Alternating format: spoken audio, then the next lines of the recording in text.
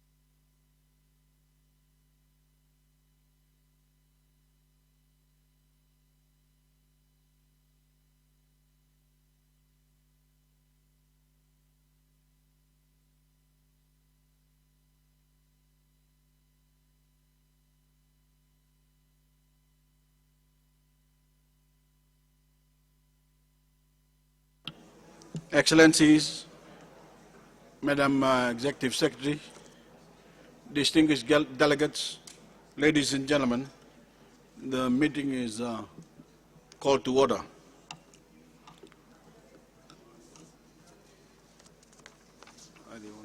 We shall now begin our deliberations under agenda item 10. The theme topic of this year's Commission session, balancing the three dimensions of sustainable development from integration to implementation. The document pertinent to this agenda item is balancing the three dimensions of sustainable development from integration to implementations in ESCAP /71/38. The ministerial roundtable will be moderated by the President of Kiribati, His Excellency Mr. Nodi Tong. May I now invite the President to please introduce the topic and the panelists and then moderate the session.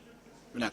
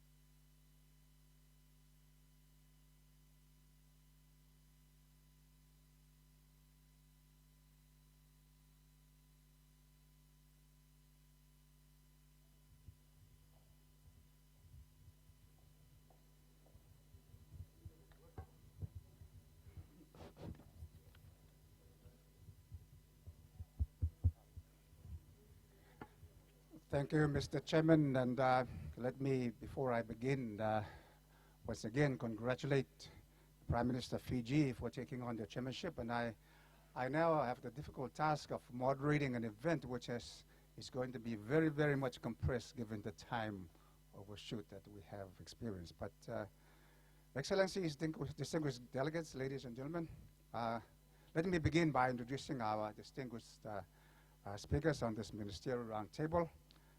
This panel is indeed looking very promising. I believe it's going to be very lively and informative. Our speakers do reflect a diversity of experience and perspectives. But of course, all have a stake in ensuring a future based on inclusion, prosperity, and sustainability. To my right, immediate right, I have His Excellency Mr. Khurram Dastagir Khan, the Minister of Commerce of Pakistan.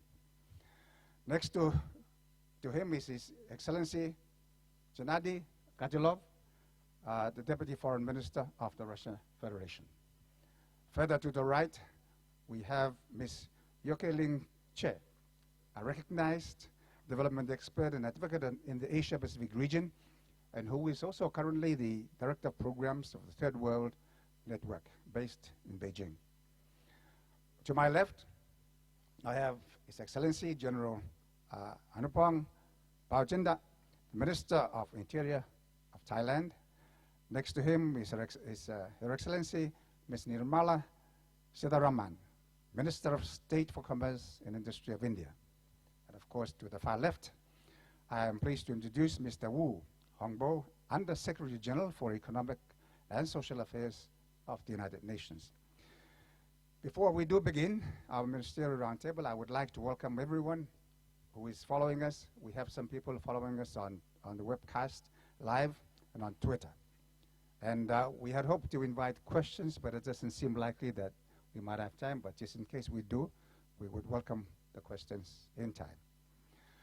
Excellencies, distinguished delegates, ladies and gentlemen, let me briefly explain the topic and the purpose of this morning's ministerial roundtable. The future we want was the outcome document adopted at the Rio +20, and it reflects the conceptual and political consensus among UN member states, which integrates policy and decision-making across economic, social, and environmental dimensions, which are critical to the realization of sustainable development. I think we've had quite a bit of discussion of that during the presentations this morning. So during the roundtable, there will be an opportunity to share experiences and to reflect on how countries in the Asia-Pacific region are operationalizing integration through their decision-making and policy implementation. Today provides an important opportunity to hear from some of our political leaders in the region and those also engaged in putting into practice the goals of sustainable development. Our focus today is therefore initially on the national frameworks, but later we will move on the regional dimensions. And hopefully we will have the opportunity to discuss how that is to be supported and the transformation required for integrated and sustainable development. Let me introduce the topic of this roundtable by highlighting some salient points from the theme study of the 71st ESCAP Commission session. And it's all about balancing the three dimensions of sustainable development from integration to implementation. I think we have gone through all of that, much of that this morning during much of the discussions, but let me go through the three elements. The first element responds to the challenge of ensuring that the needs of all people are met, while at the same time trying to stay within the biophysical carrying capacity of this planet. Secondly, the framework calls attention to people-centered development to secure a good quality of life wherein all people may pursue lives of dignity, choice, and opportunity. The third element is the more efficient and sustainable use of natural resources to reverse what has been in general a resource-intensive economic pathway in our region. And the fourth element is about redefining the basic notions of economic progress towards fostering growth paths that are aligned with sustainable development objectives. A critical question to ask: how do we internalize these elements in national policy making and implementation? The theme study describes specific strategies and policies that focus on enhancing inclusive, equitable, and sustainable growth.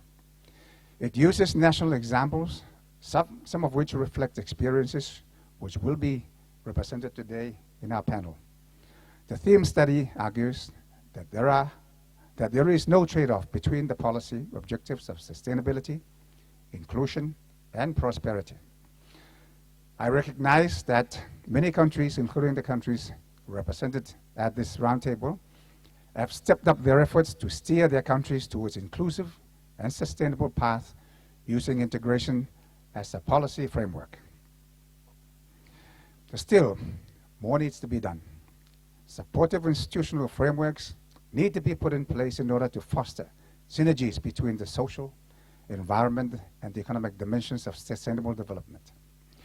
Different political and economic circumstances will of course require specific approaches, but certain ingredients need to be present, such as long-term national visions, coordinating institutions for high-level strategy and policy coordination, strengthened capacity for stakeholder engagement and institutional mechanisms for monitoring and for engagement, and for creating a policy system that is able to adjust, incorporate lessons learned from implementation and feedback from various stakeholders. The final point that I want to make is about the importance of regional cooperation in balancing the three dimensions of sustainable development. And as I have mentioned earlier, efforts are already underway in many countries, but regional cooperation will be critical to maximizing the opportunities.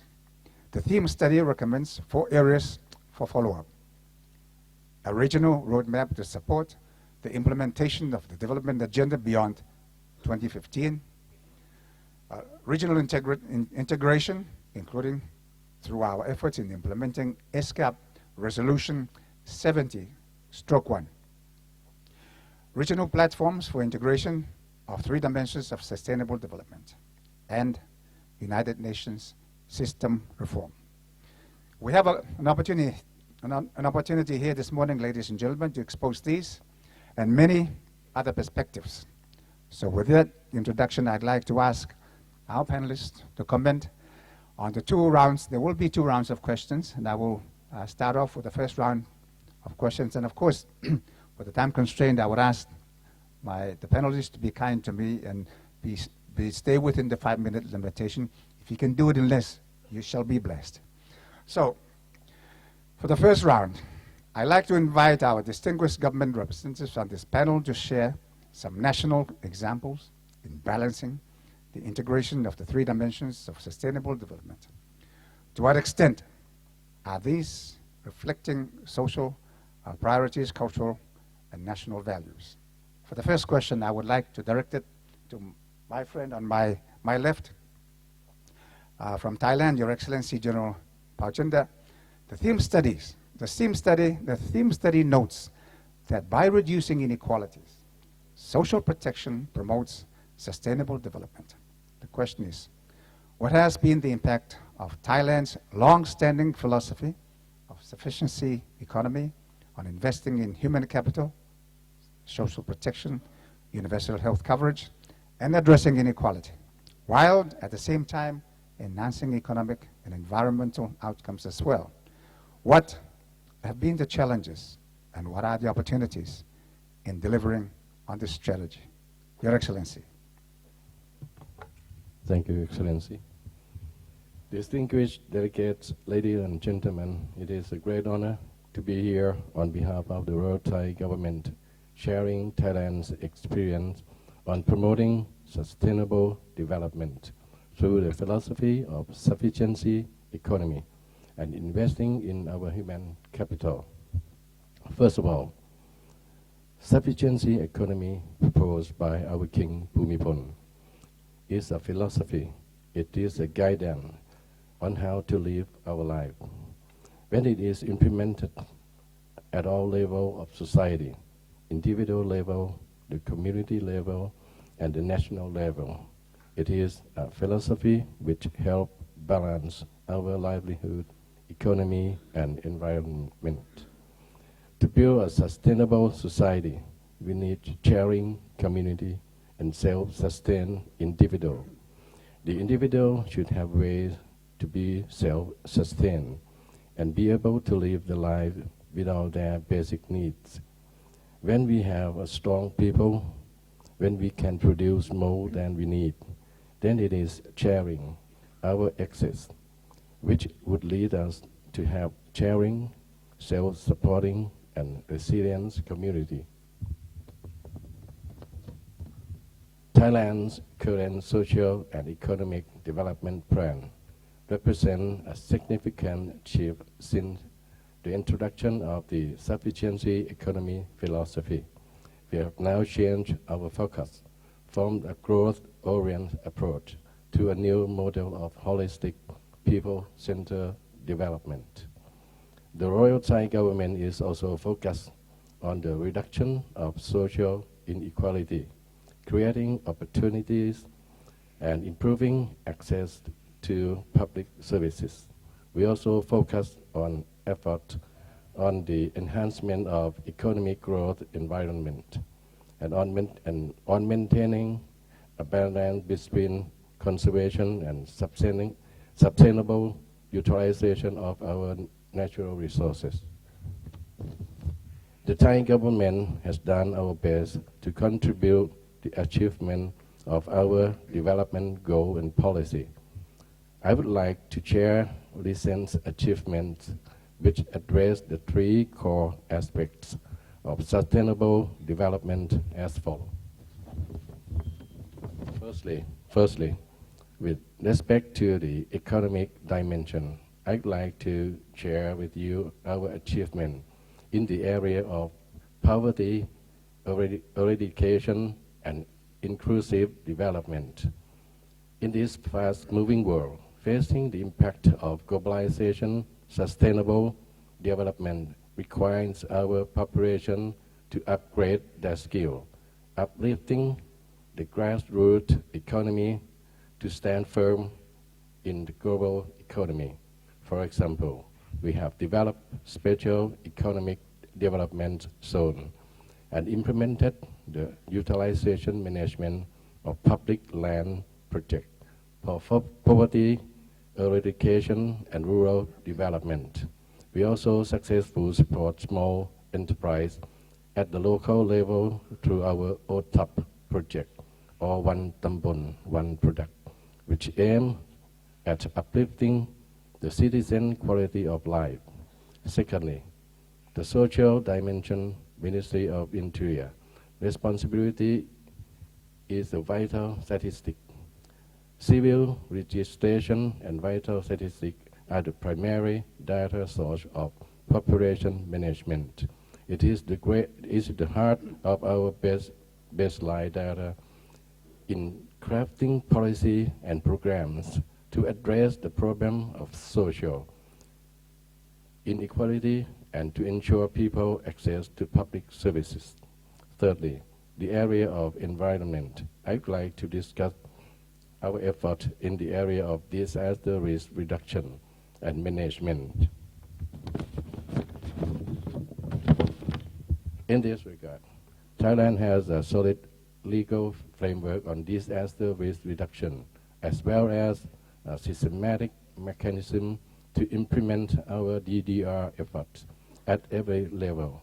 This is to enhance our capability and build resilience to be ready for the future disaster.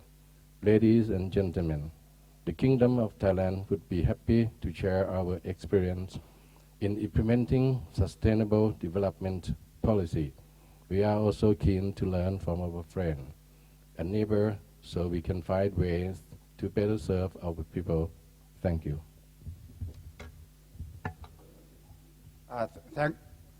Thank you, Your Excellency, for having shared that experience of Thailand. Let me now ask the next question of Mr. Khurram, His Excellency, Mr. Khurram Khan of Pakistan. Pakistan developed a national sustainable development strategy as recently as 2012. What does the strategy aim to achieve? What have been the progress, challenges, and opportunities so far in implementing this strategy? You have 5 minutes, Your Excellency. Thank you, respected Chair, and my distinguished fellow panelists, ladies and gentlemen. It's a great honor to be here. Pakistan formulated a national sustainable development strategy in 2012, which was finally introduced a year later in 2013. This strategy focuses on integrating the three overall dimensions of sustainable development. And we aim to achieve these objectives through the following measures: to promote green economy and also efficient use of energy and water, to put in place sustainable infrastructure, including transport and communications, raising awareness of sustainable consumption and production, particularly in agriculture, to eliminate absolute poverty, reduce inequalities through provision of equal opportunities, ensure gender parity and protection to minorities, promote waste recycling and energy conservation, biodiversity and habitat conservation, and ensure security from natural and man-made disasters. But our development challenge has been complex and compounded by resource constraints. And the implementation requires us to address issues such as scarce water and forest resources, energy shortages, natural disasters like the floods that we've had in 3 years amid the last 5 years, low-performing institutions, lack of infrastructure, and health and education coverage. But ladies and gentlemen,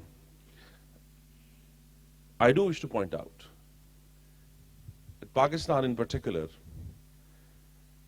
has faced a development challenge which is probably unique, in which the whole fabric of our society and the state has been under assault of violent extremism. And it is this fact alone that accounts for much of the challenge of the current elected government. This is what we aim to do, is by improving our governance, by bringing all stakeholders on the table for a national action plan to protect our people. Because sustainable development has to begin by protecting the people. And that protection is, at the moment, our highest priority and challenge. I'm delighted to report that since we began tackling this challenge in earnest a year ago now, in June 2014 we began, we have had great success. We have been able to eliminate a large number of the support structures that extremism had in Pakistan. And even now, operations continue in much of the country. And we are hoping that in the next 2 years, by making deliberate but certain progress in this regard, in protecting the lives of our people, that we will begin to not only instill confidence in the constitutions of our state, but also confidence among the people to once again participate in the economic and development life of their country, and by doing so, make strides towards the sustainable development that is our shared goal. Thank you very much. Thank you. And I should get brownie points for being less than 5 minutes. You will. Thank you for that. And let me now ask our next panelist from the Russian Federation, Your Excellency, Mr. Katilov. We'd like to ask if you can highlight your national experiences in integrating the 3 dimensions of sustainable development. The Russian Prime Minister's speech at the Rio +20 pointed to the need for job creation, a new paradigm of development that can ensure society's prosperity without imposing excessive burden on nature, and respect for nature as one of the factors governing the implementation of major industrial and infrastructure projects. The question is, what have been your successes and challenges, and what are the opportunities in delivering on these programs? Благодарю вас, господин президент, участники, уважаемые министерского круглого стола. Безусловным приоритетом России в вопросах достижения устойчивого развития является искоренение бедности, поступательный экономический рост и охрана окружающей среды. Мы разделяем мнение многих международных экспертов о самостоятельной ценности инфраструктуры в контексте устойчивого развития. Считаем, что развитие устойчивой региональной инфраструктуры будет способствовать быстрому экономическому, социальному и экологическому развитию стран Азиатско-Тихоокеанского региона. И в этой связи мы всецело поддерживаем деятельность ESCAP в разработке так называемой концепции соединяемости или region connectivity стран региона. Говоря об инфраструктуре, нельзя не затронуть и транспортную проблематику.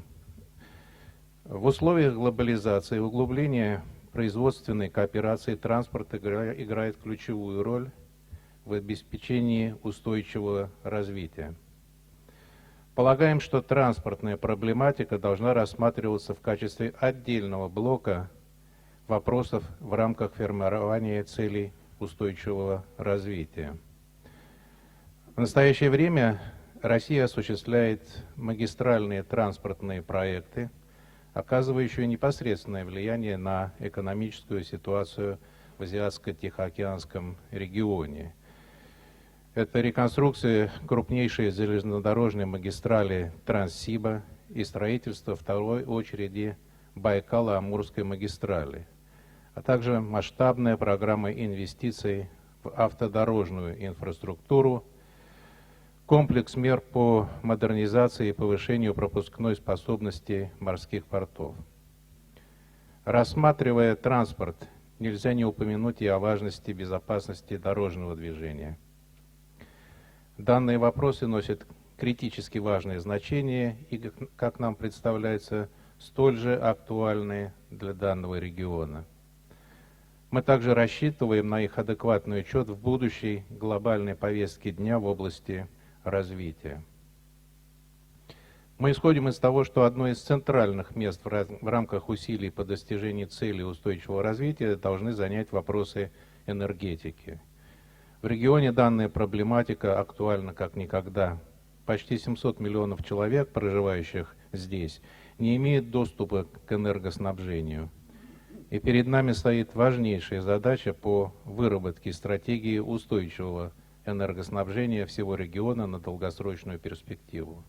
Она должна включать в себя создание надежной и эффективной энергетической инфраструктуры и развитие региональной торговли энергоресурсами. Ну и, конечно, фундаментальное значение мы придаем также вопросам индустриализации.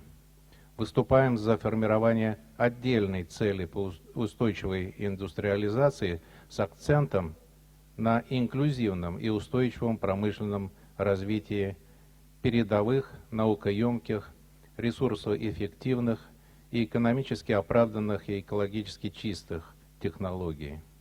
Считаем, что устойчивого развития любого государства нельзя представить себе без создания эффективной национальной системы здравоохранения. Надеемся, что данные вопросы найдут адекватное отражение в целях устойчивого развития и, соответственно, в глобальной повестке дня в области развития на период после 2015 года, который будет обсуждаться на предстоящем саммите ООН. Благодарю вас. Thank you, Your Excellency, for sharing your experience in that respect. I now turn to our panelists from India, Your Excellency, Ms. Siddharaman. India's path to sustainable development will play a pivotal role in delivering on the post-2015 development agenda. India's economic growth has achieved much in recent years, but challenges remain in maintaining this growth while meeting the needs of social equity and managing environmental impacts.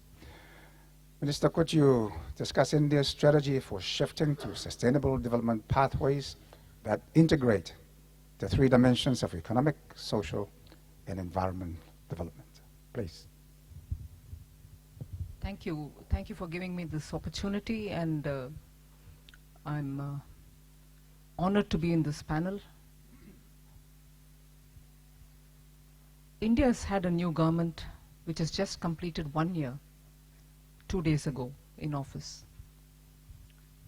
The primary focus in this 1 year, both from the point of view of aim and achievement, is what I would like to highlight here, which will certainly address the question that you've asked me. In order to bring in greater inclusion, the new government went on a target mode to bring in all those sections of the population which were remaining unbanked till now. So there was a massive program launched called the Jan Dhan Yojana, through which any individual, irrespective of his economic status, therefore primarily focusing on those, the poorest of the poor, who did not have a bank account, was provided a bank account, even if it had zero balance. And through this process, within 6 months, we were able to reach out to more than 120 million citizens, 12 crore Indian citizens. That number still grows. And initially, when these accounts were opened, when bank representatives went over to the individuals' places in the villages and provided them with their accounts, they started with a zero balance. But today, I'm very happy to say that very same set of accounts, which were now accounting to 12 crore to 120 million, have nearly 14,000 crores of rupees in their accounts. In other words, not only are they using these accounts to have their monies deposited, but also the direct benefit transfer scheme of the Government of India, which gives them pensions or allowances, food allowances, or for using LPG in the place of firewood. All these monies are now being directly credited to the people's accounts, in which case you are not only guaranteeing them a financial inclusion, but also if they did not have a direct access and corruption could come in such setup, that has been completely avoided. People get their dues, rightful dues in their account with nobody in between who may take away what is otherwise rightfully due to them. That is the first program. The second I would want to bring in here is, the first one was to bring in those who were unbanked to get banking. Second is to bring in those who remained unfunded to be funded, in the sense there were a lot of people who were dealing with street vendors, small merchants, traders in villages, women who were hawking their were completely neglected in the process of any credit facility. So as a result, we found many of them really being exposed to money lenders in villages who were charging exorbitant interest, and therefore they really did not gain by gaining money or getting credit from private money lenders. So for such people who had no credit facility, the poorest hawkers in the villages, even if they are in the urban areas, they have been now brought into the funding schemes of the bank. A new bank called the Mudra Bank has been created, which will be dealing with funding the unfunded. So credit for the smaller micro sales people is being provided through this. So one more such scheme is to secure the unsecured. In other words, any Indian citizen would opt for insurance programs if he could afford it. But most Indians did not have an insurance, either accident or life, because he couldn't afford the premium. So Government of India has come up with 2 insurance schemes at the rate of 1 rupee per day premium, which is not at all a burdensome premium, which the government is also subsidizing, and also a final pension scheme through which the poorest of poor who did not have an option to get a pension after the 60th year, once they retire from whatever service they have been in, unorganized sector, or even housewives who normally don't count in such pension schemes, have all been included for a very nominal sum. They could choose from the year 18 till 40 years where they would come into the pension scheme. So not only we have brought in schemes to provide banking facilities for those who have not been included in banking. Funding is another thing which we brought in. Third is to cover through insurance and pension. So the poverty alleviation program has been completely focused and sharp focused in such a way that absolute poor have all been covered. If I do not want to take more time, but other than this, skill development for youth who are looking for job has now been brought on greater focus. There is a separate ministry which has been brought under this new dispensation, which is focusing on jobs, job skills which have to be provided for youth, and all these will have to be integrated with the corridors of development that we have got running all across the country, north to south, east to west. So these centers will decide which will be market-driven, demand-driven. So it's not as if somebody is going to be compelling individuals to take a particular skill which they do not want to, but if that area demands it, if there's opportunities from it, we are skilling them on that. Finally, the government is also spending on improving public infrastructure through public finance. So it is not as if we are waiting for somebody to invest to better our public infrastructure. We will be building 100 smart cities which will take care of efficiently managing environment, solid waste management, liquid waste management, recycling of resources, and all this is being done both in the urban and the rural areas. So in a way, I suppose I do not want to take extra time, looking at poverty alleviation, sustainable growth through inclusive agenda, and above all, environment and environment protection have all three been addressed by the new government. Thank you, Minister. Now that completes the presentation from our representatives from the different governments. Now let me now turn to our institutions. And firstly, let me ask Mr. Wu from the United Nations. We have listened to very promising national approaches to integrating the social, environment, and economic dimensions of sustainable development.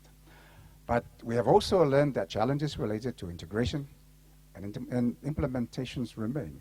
How does the UN system need to involve to fully support member states in integrating the three dimensions of sustainable development?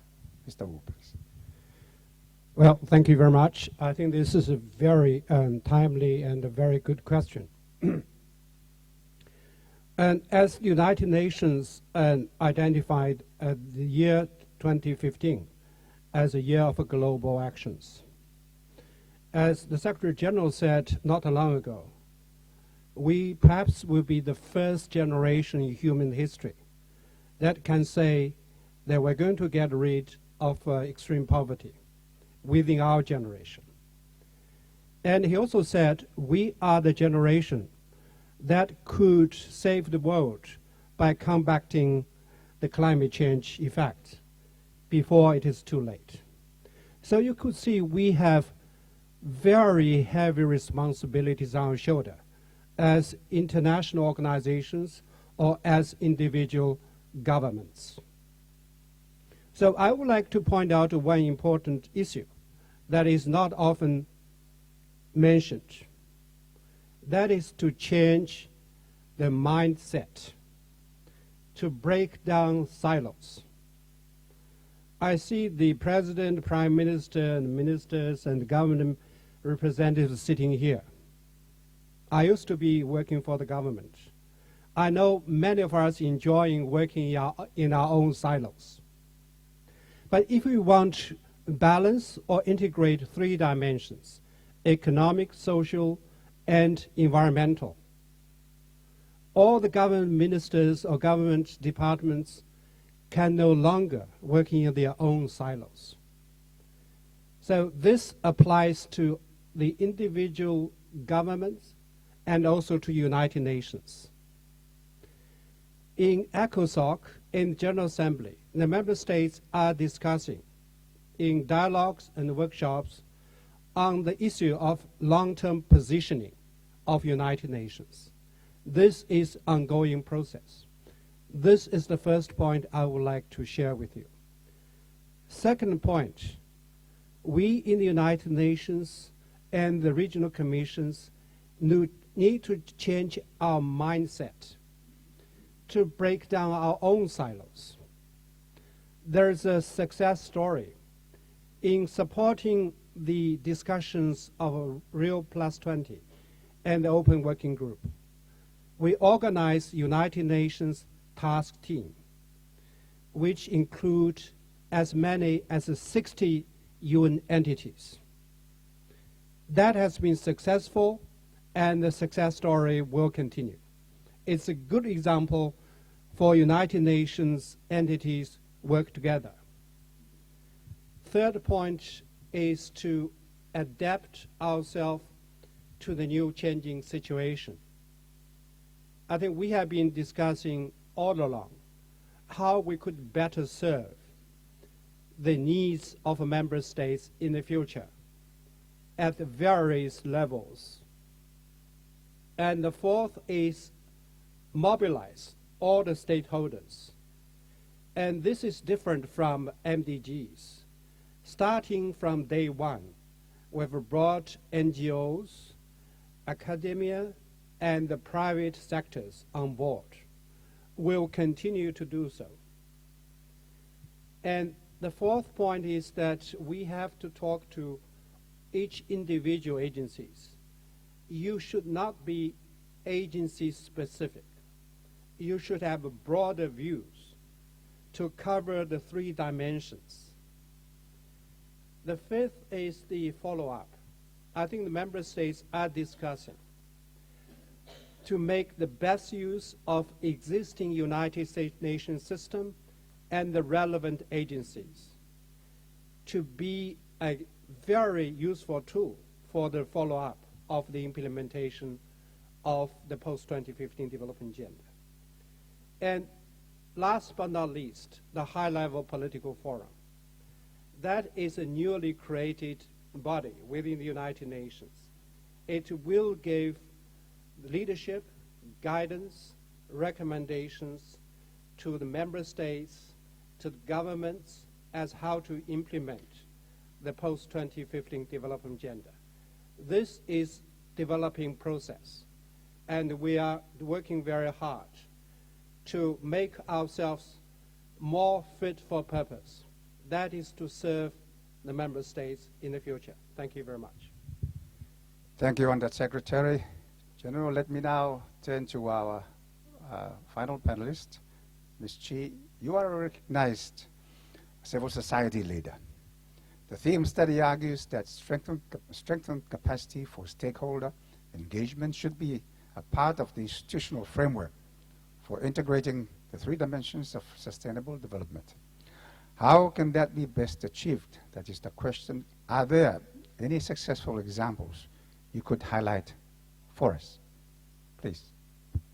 Thank you very much, Your Excellency, and I'm very glad to be here with so many of the leaders of our region and with all of you in the audience, and thank you to ESCAP for inviting me.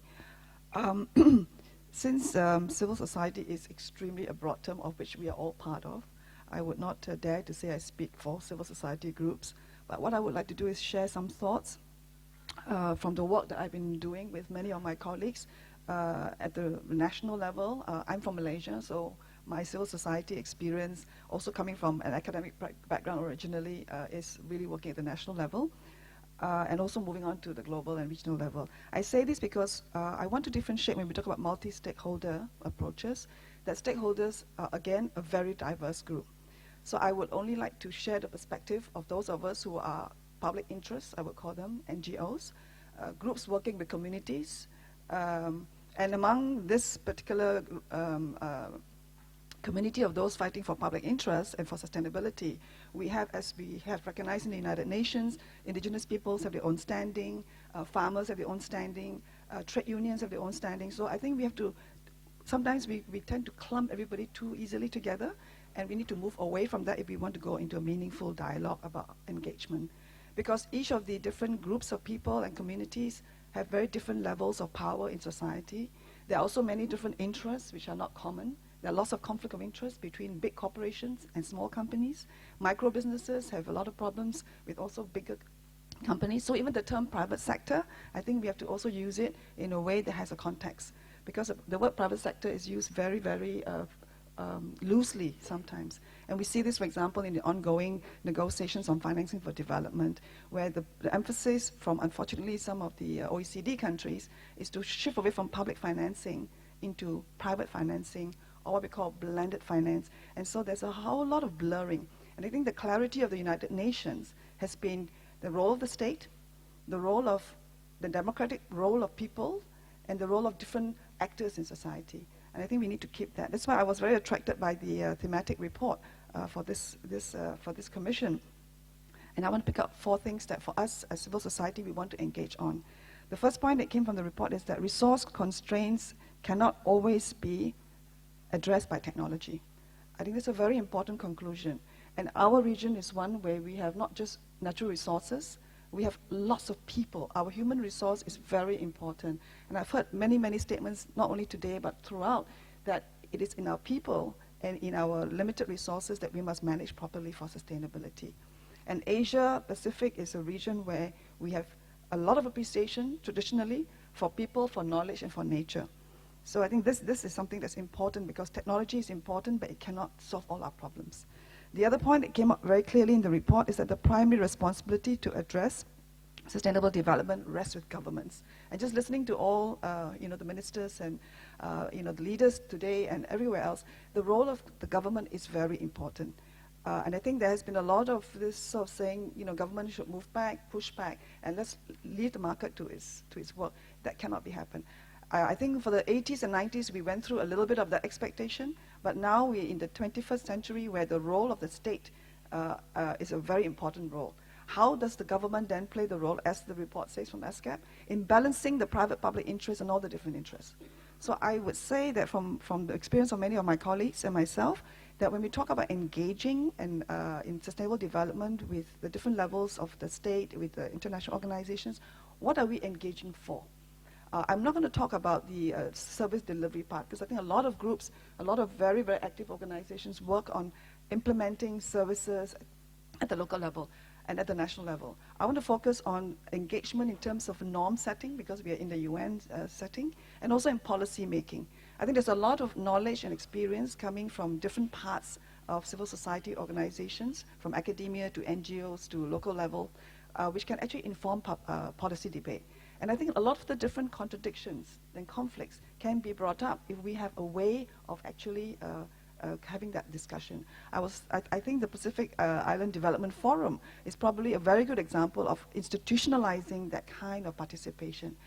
There are lots of examples of very successful stories.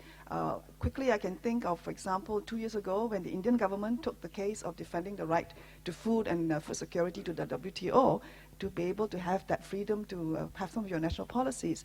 There was a very big partnership coming together of groups in the country, outside the country, farmers' organizations, other governments supporting the Indian position. And I think there are many of these examples, but they are not institutionalized yet. So there are examples within our own region. I think ESCAP has worked with NGOs and civil society groups to form the regional civil society engagement mechanism, which I think is working quite well at the ESCAP level. So I just want to end by saying that the few areas that we will really need to have engagement with a broad range of society, because this is a region that is going into it in a big way, is infrastructure. We have new funding coming in. I think the Asian Infrastructure Investment Bank, the new money going to ADB for infrastructure. Many of our countries value infrastructure, but infrastructure has to be sustainable. And I think we do need a lot of very active civil society engagement to be able to frame our infrastructure development well. And I just want to point out one potential area that could be very, very helpful for us. Just on Monday, the World Health Organization adopted the Antibiotic Resistance Action Plan. Huge challenges because we are having a huge public health crisis. This will require mobilizing of all levels, and it is one aspect of sustainability. When every issue we pick up, the 3 dimensions always pop up. I just want to end there for now. Thank you. Thank you. Thank you. Thank you, Mr. Chair, for that. And we've heard both from the governments and the agencies and the civil society organizations. The government experience has been more in the Asia region. I would like perhaps to take a very short to share some of what we experience in our part of the world from the perspective of the small Pacific Island states. I think this morning we heard the leaders speak of what it is that they are doing in their different countries in trying to address or trying to deal with this. But I think there was something very common that was coming out in all of the presentations from the Pacific Island countries, and this is the most immediate threat of climate change. I think the real and present danger that is being felt, and to to a large extent, how all of the efforts can be negated by what is happening with the challenge of climate change. With the more extreme, in the more extreme cases, the very survival of countries is on the line. And so I think that is perhaps giving the different examples by the larger Asian countries in Russia, where we have the issue of connectivity, in Pakistan, where we have the issues of governance, extremism, that's being the challenge that is an issue. In Thailand, of course, it's all about resource use, resource allocation, how to deal with the poverty issue, as is the case in India.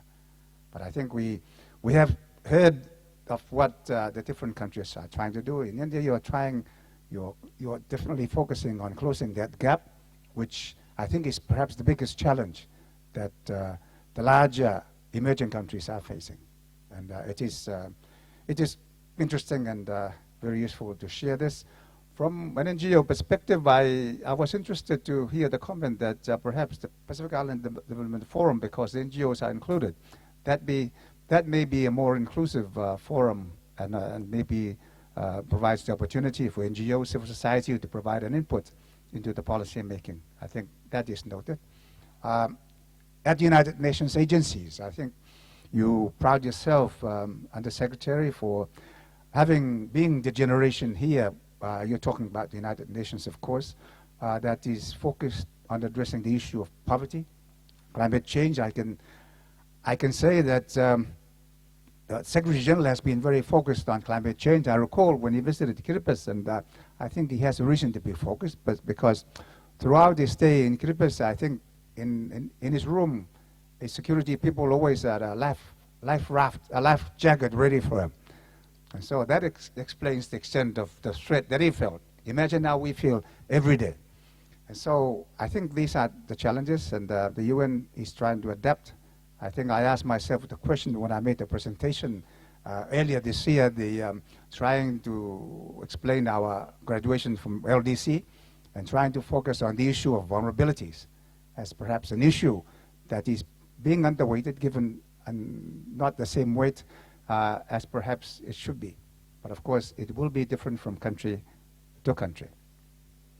Let us move on, and I think we're running out of time. I've been advised that we have until 12:45. So again, I would invite our panelists to speak on the regional dimension of what it is that we have been talking about. But unfortunately, I would have to ask you to maybe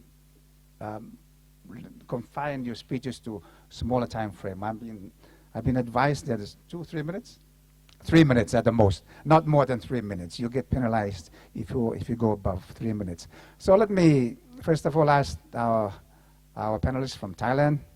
Your Excellency, I'd like to start with you, Minister.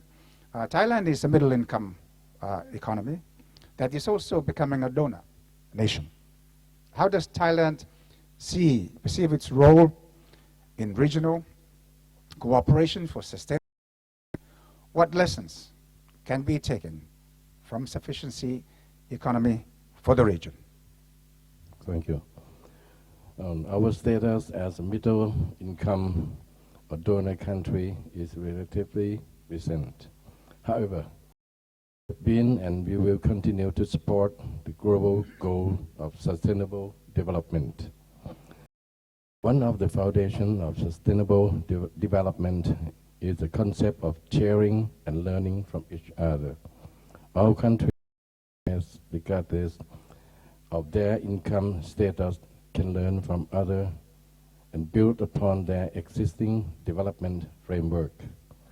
In this spirit of cooperation, Thailand would be delighted to share our experience in applying philosophy to our development planning, with sufficient learning center throughout in rural showcase benefit center of practitioner economy, share their experience, educate others, and promoting good practices.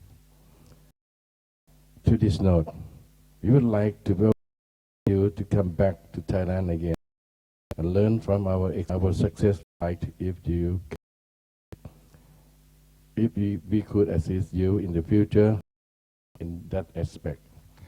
Thank you, Your Excellency, for that statement and also for the offer. We will definitely look forward to that. Now let me take my colleague from Pakistan. Your Excellency, I'd like countries such as Pakistan have made inroads in putting in place a sustainable development strategy. Do you think a stronger level of regional cooperation would help ensure that these strategies are successful? I think there cannot be a second opinion about this, and the government of Pakistan, led by Prime Minister Nawaz Sharif, is committed to regional cooperation. And our formulation for that cooperation is a shared prosperity through economic integration. And by economic integration mean not only just trade, but also investment, and also connectivity of infrastructure, connectivity of financial systems, custom systems, telecommunications, and also, of course, transport, land or marine.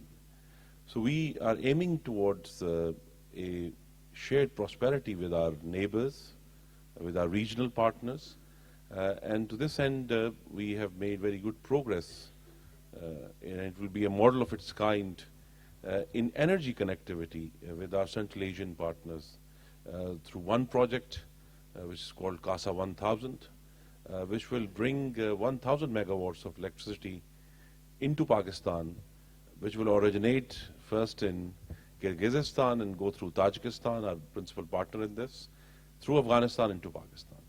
Similarly, now we are pursuing the Tapi gas pipeline, which will originate in Turkmenistan, through Afghanistan, through Pakistan into India.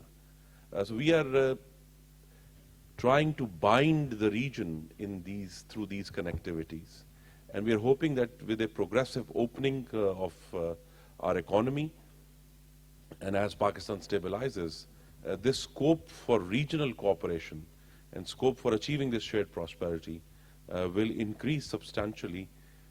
The purpose, of course, is to alleviate poverty of our people and raise their quality of life and to enable them to participate fully in the lives and the economy of their country, but also as global citizens.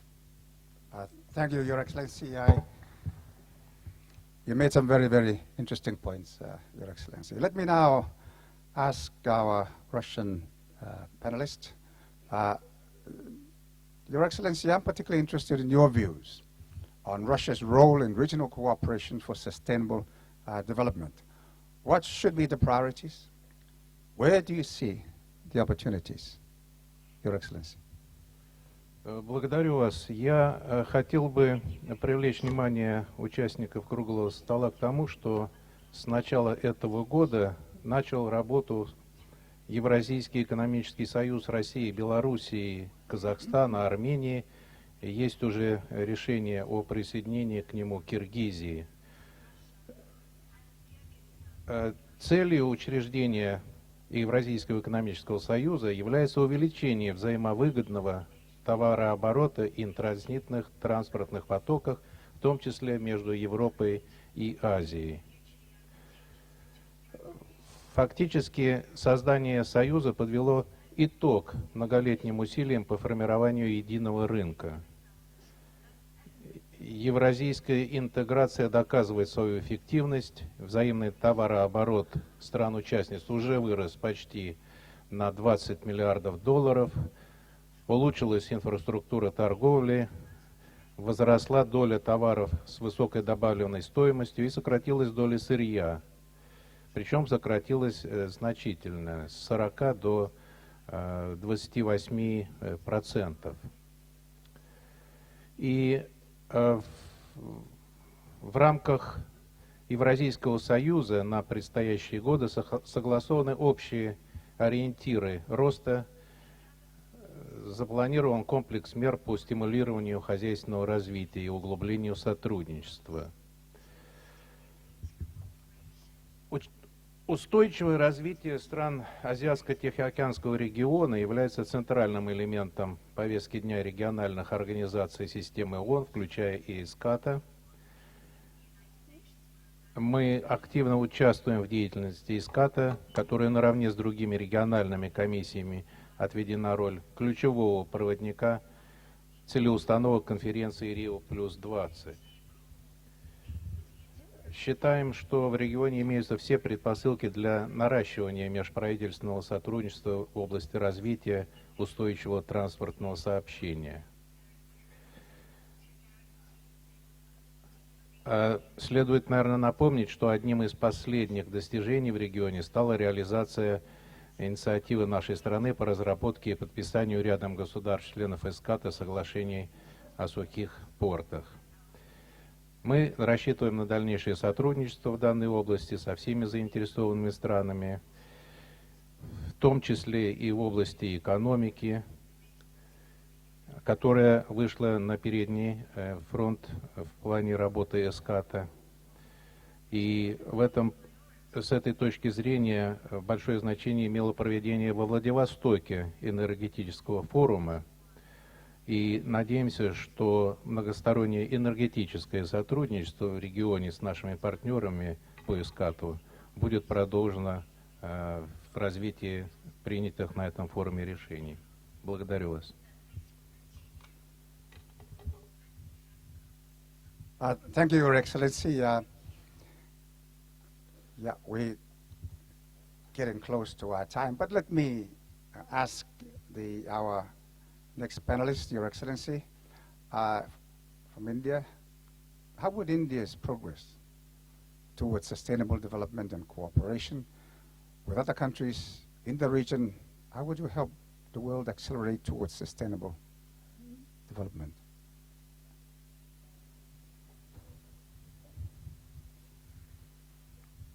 In most things that we've been doing in the last 1 year at least, our Prime Minister has been emphasizing to keep the region in mind, the immediate neighborhood and also those which lie further from there. So most of the SAARC related countries, SAARC members, we would like to initiate, and we've started making efforts to talk with them in terms of environment related issues, shared goals, fuel efficiency, better transport agreements. I'd like to underline here that within the SAARC, the least developed countries have already been given complete access, duty-free access to 98% of our tariff lines. 98% of our tariff lines have been completely opened for countries which are around in the SAARC region, the LDCs in particular, which is very much in line with what the WTO's trade facilitation speaks about. Even before the WTO's trade facilitation has been signed, we have extended the points which are important for the WTO's trade facilitation as much as the Rio+20. So that is one thing. Second, along with India, Cambodia, Laos, Myanmar, we have ensured that we form, in the budget announcement which was made in this year, that we form a special purpose vehicle in order to have greater engagement in trade and tariff related matters and also for access with these nations on a commercial basis. So in order that our neighborhood gets involved in the sustainable development agenda with which Government of India works, we have opened up several avenues. There has been a policy nearly now for 10 years of look east. In other words, for India to look towards the eastern countries, beginning from Bangladesh, Myanmar, and all those far eastern countries. We have accentuated that now to be taking it up in a bigger way in the name of ACTs. So we have started engaging in a deeper sense with most countries in the neighborhood of the Far Eastern neighborhood. So I think Indian government has been very clear that its sustainable development agenda will be linked with its immediate neighborhood, be it the SAARC, be it the Far Eastern ASEAN countries and the ASEAN +6. So we are sharp focused on that. Thank you, Your Excellency. Before I ask our representatives from the United Nations and Ms. Chi, let me make just a few comments to try and connect what is happening in the Asia region with our part of the world. And I think maybe a very short summary. We're running out of time. But from what we've heard and shared so far, there is certainly a clear commitment that it is. Regional cooperation is absolutely vital for all of this to succeed. It needs the sharing of knowledge, the commitment to prosperity. There has to be some rationalization, I think, in the case of Pakistan and likewise Russia. They need to rationalize between the countries, among the countries close by. And I think this is the same experience that perhaps we are facing in our part of the world. And it goes to argue a lot for the need for regional cooperation. Sharing of energy resources. In our part of the world, there's sharing of fish resources. Some of us have a lot of fish, but we cannot process. And so there may be a need to work together to rationalize the kind of activities that we share. And likewise, I'm sure this is also the case with the countries that are in a different, I know in Russia you're talking about the Asia Economic Union. As no doubt is happening in the European Union.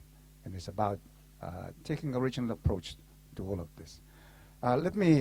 We are running out of time, and I would like to invite very short comments from you, Mr. Wu.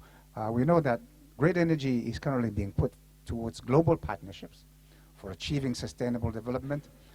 But what do you think are the opportunities for regional cooperation? How might regional cooperation strengthen achievement of global goals? 2 minutes, if you can, please. Well, thank you very much.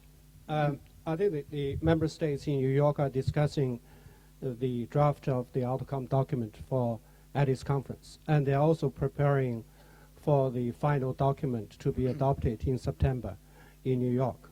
That is post-2015 development agenda. In both discussions and negotiations, member states recognized the importance of regional commission. They said to the fact that regional commission will continue to be a very useful platform on which the experience will be exchanged and shared.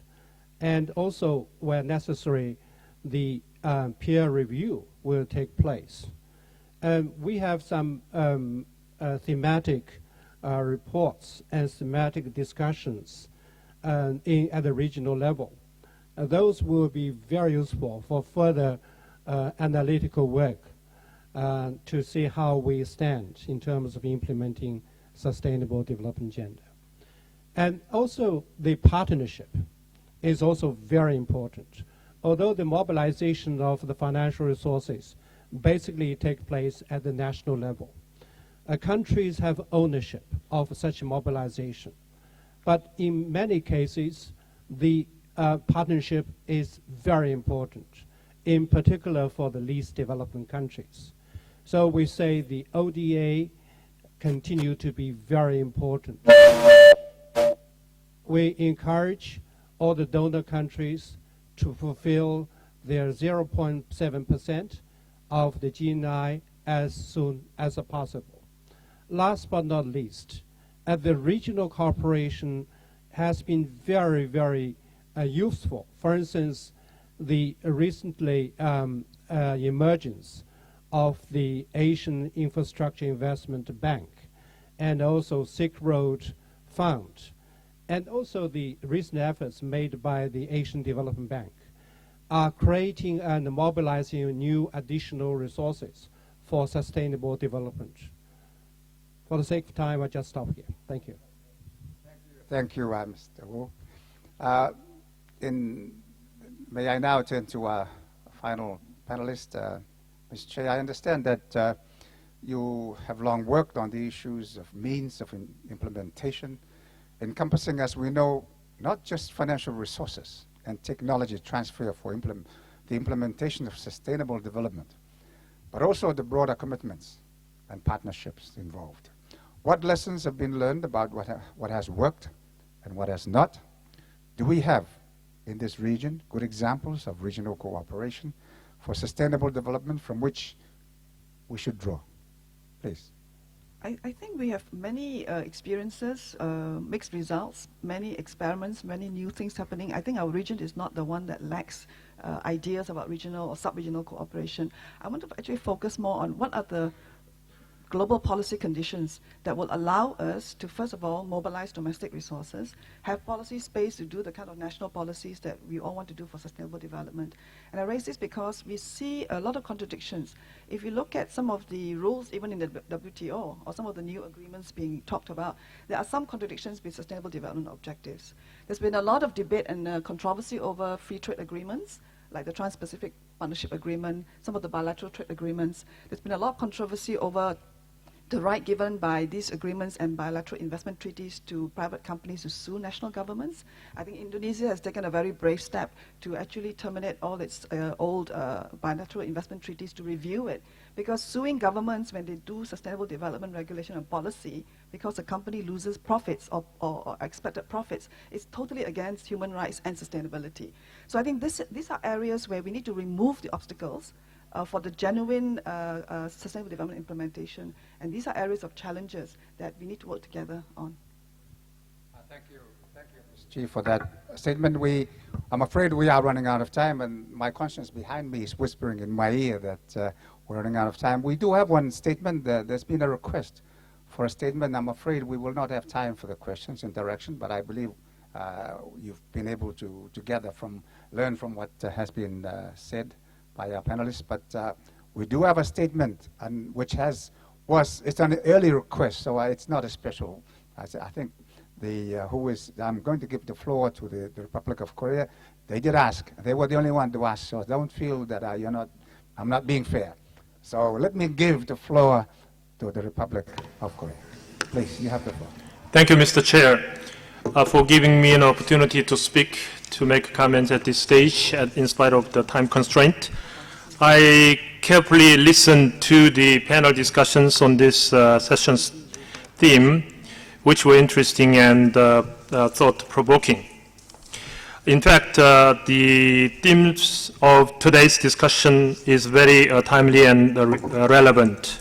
It is so obvious that we must have the strategic foresight to pursue an integrated approach to maximize the synergetic effects on economic growth, social justice, and environmental protection for both present and future generations. While watching the panel discussion, I had the pleasure to learn more about the national experiences of a few countries in the region that the panelists represent. In this connection, I would like to highlight, as the Secretariat's theme paper indicated, the importance of the high-level political commitment coupled with long-term guiding national visions in adopting and implementing the inclusive and integrated approach. At the same time, the theme paper indicated that the participation and engagement of stakeholders is also essential.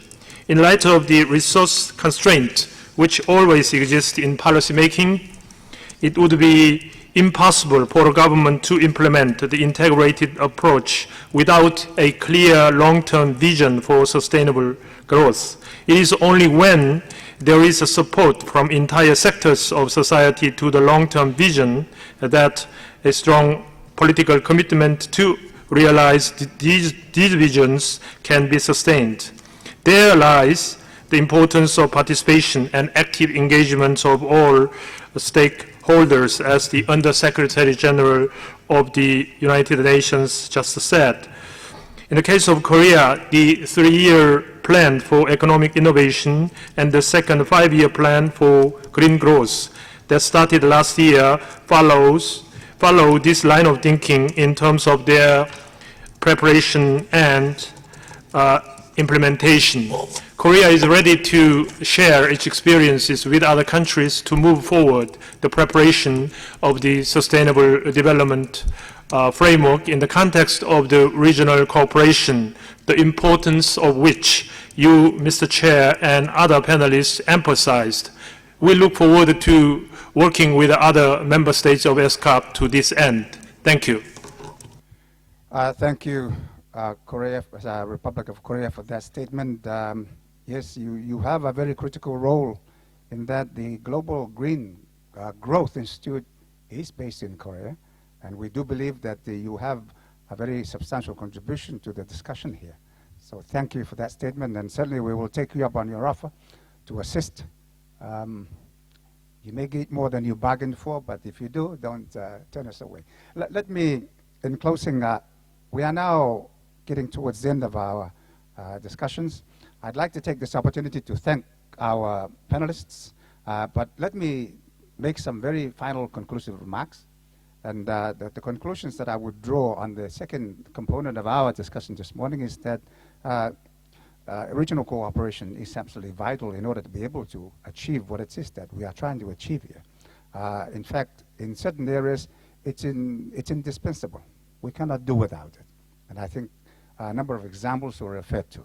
In our part of the world, we could never, ever manage our fisheries on our own because the fish don't know about the borders. So they cross borders, and so we have to deal with each other. We have to cooperate. So I think that concludes our discussions, and I'd like to take this opportunity to thank each and every one of our panelists. Thank you. I think one further component is which the Republic of Korea has made pointed to is that in order to do this successfully, it is important that we not only incorporate work with close by neighboring countries, but we also involve all sectors of society. And I think that point was being made by you, Ms. Chi, throughout your presentation. So thank you, our distinguished panelists. And ladies and gentlemen, please join me in giving applause to our panelists.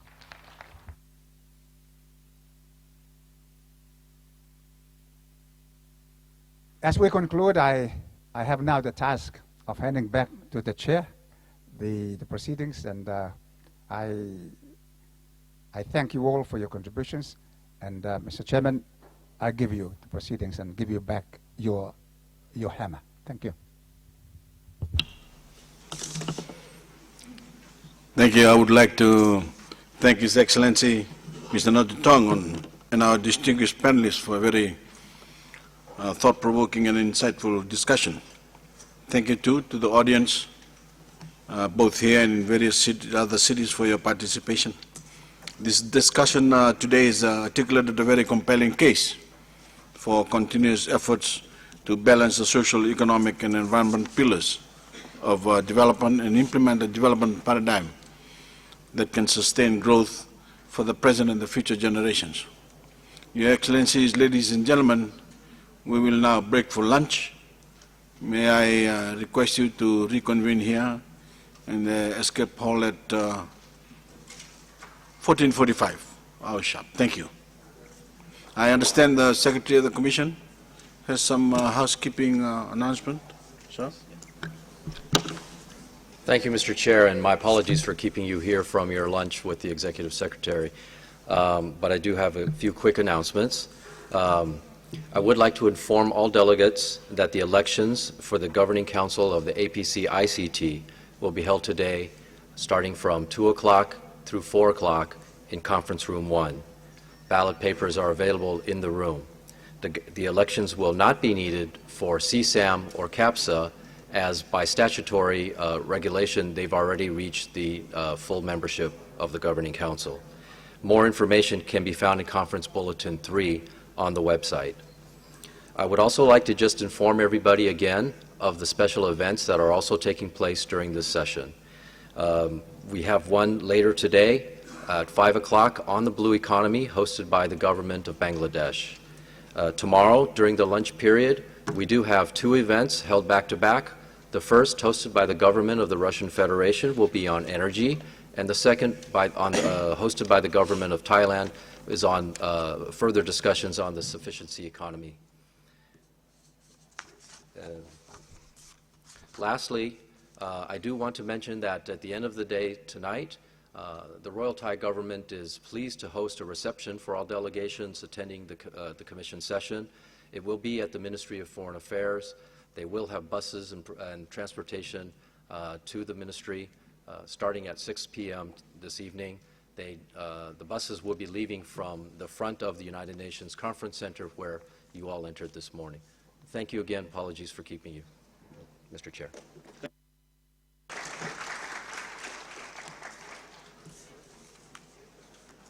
Okay.